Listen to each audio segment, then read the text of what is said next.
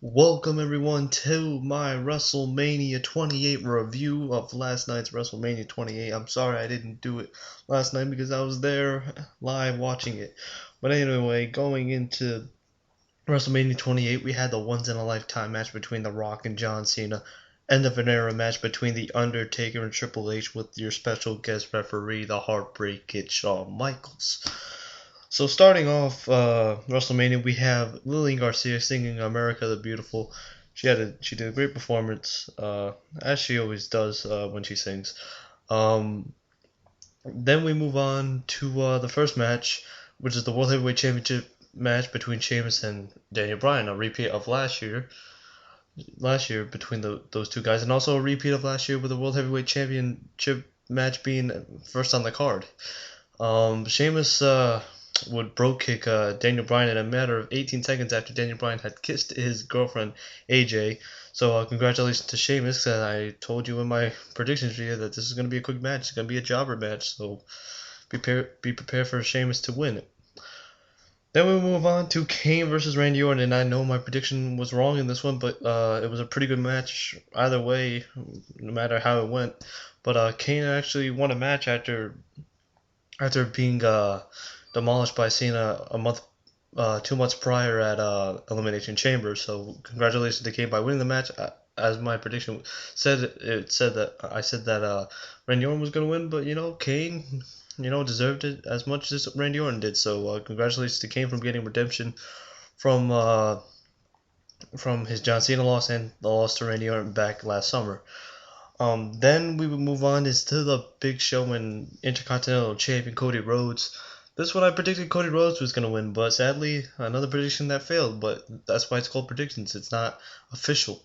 My official review on it. But the Big Show would win with the knockout blow. It was a pretty good match. Cody Rhodes managed to get the big man down during the match after the side kick to the head the first time.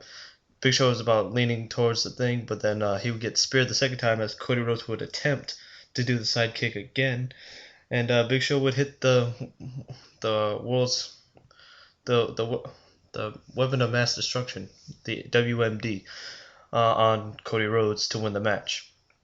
Then we would move on is to Kelly and Maria Menounos versus Beth Phoenix and Eve. You know what? This is a pretty good match. I thought it was gonna be just a boring match, but you know what? It was actually a pretty good match. A lot of respect to the Divas, and also a diva that was there at WrestleMania alongside with her boyfriend, third baseman of the New York Yankees, Alex Rodriguez. Tori Wilson was there, so it was good to see her again at a WWE event. I wish she would come back to the ring sometime soon, but whatever she's doing now is fine. Along with Stacy Keibler, who is now going out with George Clooney. Not gonna ask why and all that stuff. But anyway, Kelly and Marina Manos would pull with the victory. I told you it was gonna be a roll up by Maria Manos to get another victory against Beth Phoenix. So yeah. Then we would move on is to Team Johnny, which consisted of Dolph Ziggler, Jack Swagger, Drew McIntyre, David Otunga. I'm gonna forget the last two, but versus Team Teddy of Booker T, the Great Khali, Zack Ryder, Kofi Kingston, R-Truth, and damn, I always forget the last people. But anyway, that's not the point. Zack Ryder was about to win the match. He had already Rough Rided Dolph Ziggler after being launched by The Miz, and then hitting Rough Rider on again on Dolph Ziggler.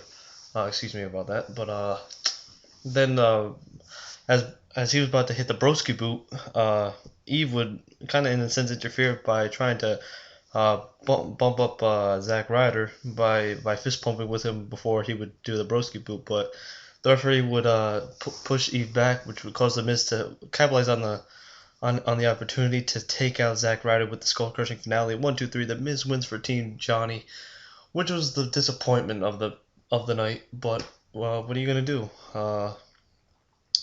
That's the way it is. So I guess John Laurinaitis is the general manager of Raw and SmackDown. I don't know if I'm gonna watch Raw tonight, but whatever. That's for another time.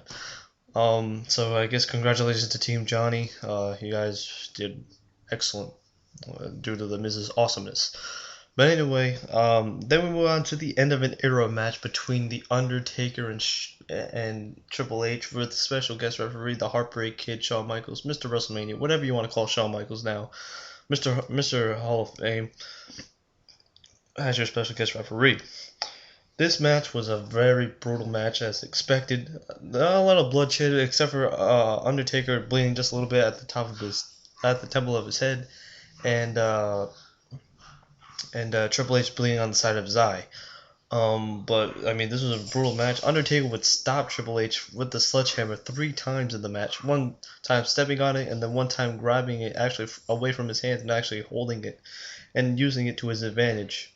The way that this match would end was with Triple H very vulnerable position at the end near the turnbuckle. This is a DX chop. Undertaker gets so upset he flips his eyes backwards. Tombstone pile driver, 1, 2, 3.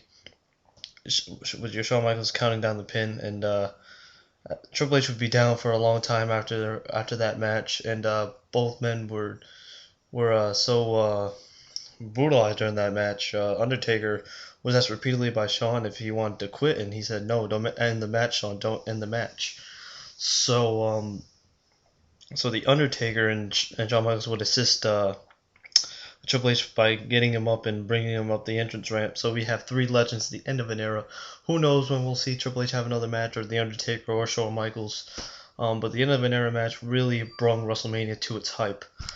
Now moving on, and I know I'm not technically going in order in this WrestleMania review, but we had the Funkasaurus Brodus Clay with his mamas. But anyway, sorry for that rude interruption. So we would have Brodus Clay coming out with Naomi and the other person, I forgot her name, but coming out with the Funkasaurus music, Somebody Call My Mama music, and Brodus Clay would bring out would ask everyone to pull out their phones and call their mamas, which made me laugh a little bit because his gimmick is Somebody Call My Mama, so he called his mama and he's like, "Oh, mama, you here?" And then a bunch of his so-called mamas came and they were doing this dancing gig, and it was funny. I loved it. Did you guys love it? I loved it.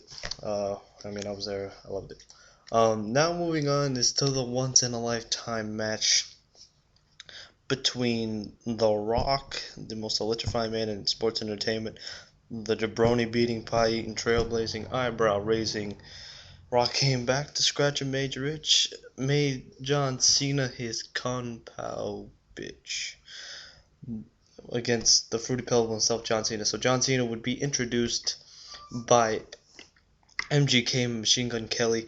Machine Gun Kelly would say that he would be going against one of the biggest egos in the business. Dude, do you even watch wrestling? Like, seriously. Oh, I was at a Raw event. It doesn't matter. Do you even watch wrestling? Like, shut up. No one wants to hear you, man.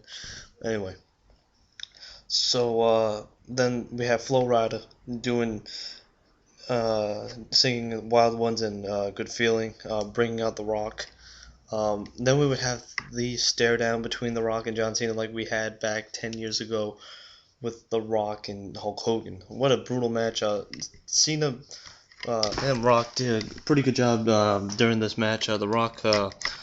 Rock's ribs were focused on during this match after he took a mean fall outside of the ring and would get thrown up and put down on the barricade, then on the announce table, and then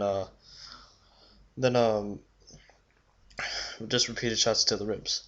Then we would have is The Rock actually doing a crossbody, and usually every time someone does a crossbody, Cena would catch them and then do the attitude adjustment, and usually that's how the match would end. But apparently The Rock had enough in him to kick out, and I forgot to mention this before that, but The Rock before that was out cold with the STF. He had one more arm to be raised, and then if that arm fell, he would have lost the match. But the Rock had passed out, but he managed to wake up and climb to the rope just to grab the rope, which really surprised me. And then the Rock Bottom was used earlier in the match. John Cena hit the attitude adjustment once. What else happened? Then after the crossbody, The Rock would get attitude adjusted by Cena, the kick out. Then Cena, out of ignorance, would try to mimic The Rock by doing his people's elbow, and then The Rock would just get up and then rock bottom his ass, and then 1, 2, 3, The Rock wins. He can solidify himself as one of the greatest superstars in WWE history. I'm so excited. What did you guys think about WrestleMania 28? I'm out, guys. You guys enjoy Raw tonight. I don't know what's gonna happen with this new John Laurinaitis era, but will John Cena talk about last night? Will Triple H come out and talk about his match against the Undertaker? Will the Undertaker come out? Who knows? Or will Edge make a special appearance on SmackDown or Raw tonight? Let me know what you guys think about all about WrestleMania down below. I enjoyed it. 10 out of 10. I can't say it was bad. There was none of the matches were bad, but what do you guys think about the matches? I'm out, guys, and pretty much it. Peace.